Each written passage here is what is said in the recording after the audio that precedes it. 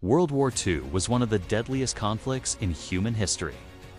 The war involved the vast majority of the world's countries, including all of the great powers, which were divided into two opposing military alliances: the Allies and the Axis.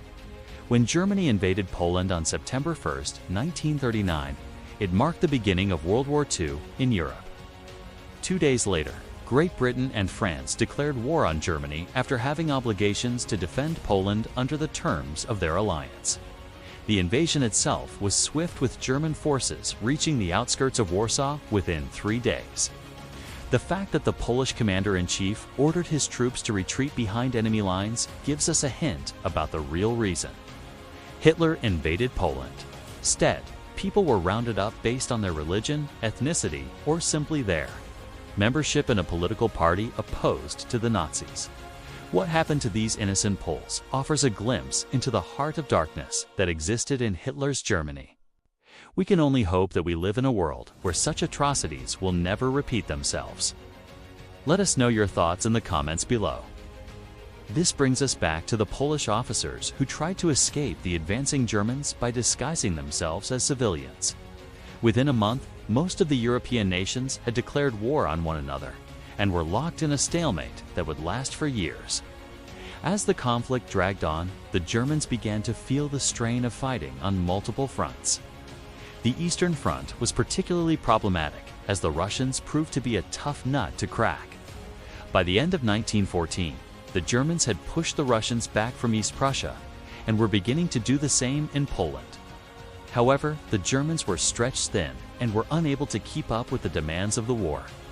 As the fighting continued, the Germans began to look for a way out. They knew that they could not win the war in the long term, but they also did not want to lose face by making peace. The only solution was to find a way to force the Russians out of the war. The Germans hatched a plan to do just that. They would invade Poland and force the Russians to come to their rescue. The Germans knew that the Russians would not be able to resist, and they were right. The Russians mobilized their troops and began pushing into East Prussia. This gave the Germans the opening they needed. They launched a counterattack and pushed the Russians back, inflicting heavy casualties. The Germans then repeated this process several times, each time inflicting heavier casualties on the Russians. Eventually, the Russians were demoralized and exhausted, and they began to retreat from the war. The Germans had successfully forced the Russians out of World War I, but at what cost? The Polish people had suffered greatly during the war, and the Germans knew that they would have to do something to win the hearts and minds of the Polish people. The Germans had already established a puppet government in Poland, but they knew that this would not be enough. They needed to do something to show the Polish people that they were truly in charge. And so the Germans began a campaign of terror in Poland. They executed anyone who supported the Polish government and took over key positions in the Polish government. The Germans then began to implement their plans for Poland. They began by taking over key industries and businesses. They then began to persecute the Jewish population of Poland. The Germans also began to force the Polish people to work for them as slave labor. The Germans had complete control of Poland, and the Polish people were miserable under their rule.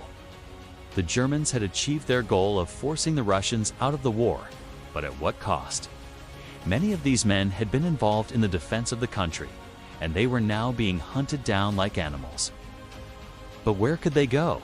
The small towns and villages were just as dangerous as the cities.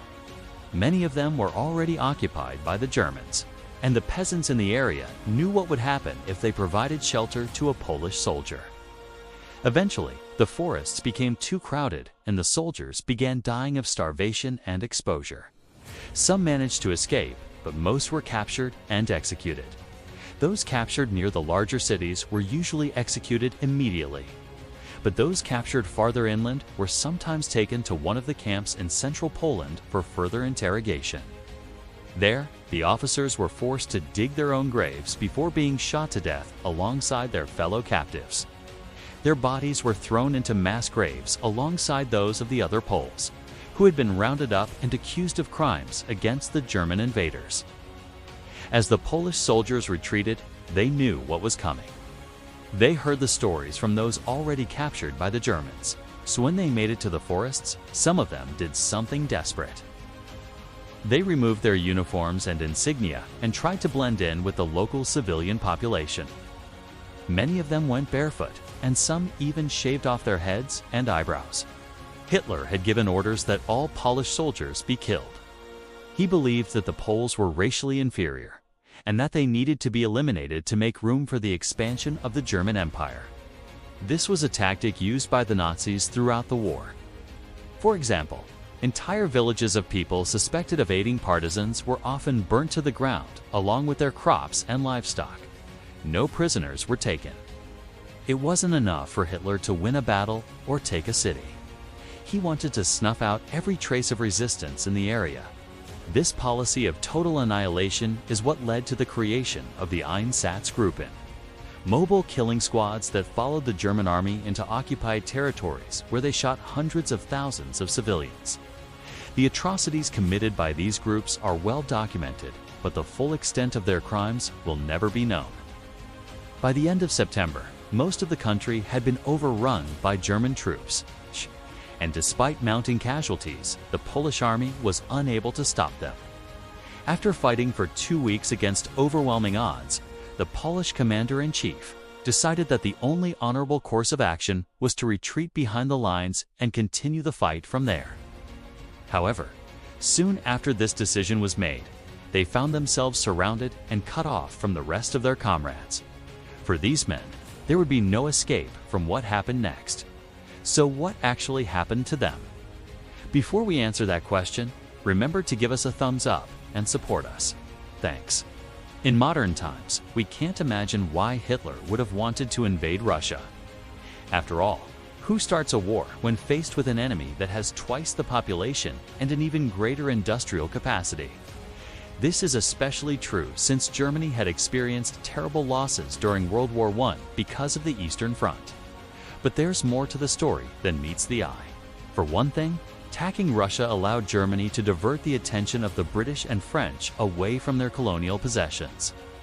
For example, while many people think of the Blitzkrieg as occurring simultaneously across Europe, only Poland was attacked on September 1, 1939.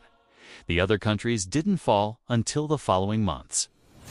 Denmark, Norway, the Netherlands, Belgium, Luxembourg, France, Yugoslavia, and others all fell victim to the Germans. Between April and June 1940, had Germany not diverted the attention of the Allies in this way, the Royal Navy would likely have defended their colonies in Africa, Asia, and the Pacific much more effectively. With the resources saved from the successful defense of their colonies, the British would have been able to mount a substantial defense of Great Britain itself. Perhaps if the Allies had done all these things, the outcome of the war could have been very different. But Hitler's invasion of the Soviet Union did accomplish his purpose, at least initially. But let's get back to Poland. Despite this, we know that these killings were often carried out with little resistance. Sometimes the victims weren't even arrested or charged with a crime.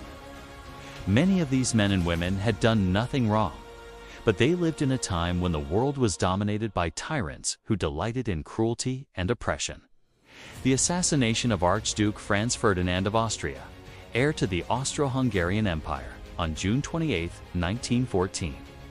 In Sarajevo marked the beginning of World War I. What do you think? Why else might Hitler have wanted to invade Poland? Thank you for watching today's video. Remember to subscribe for more content. Thanks for watching.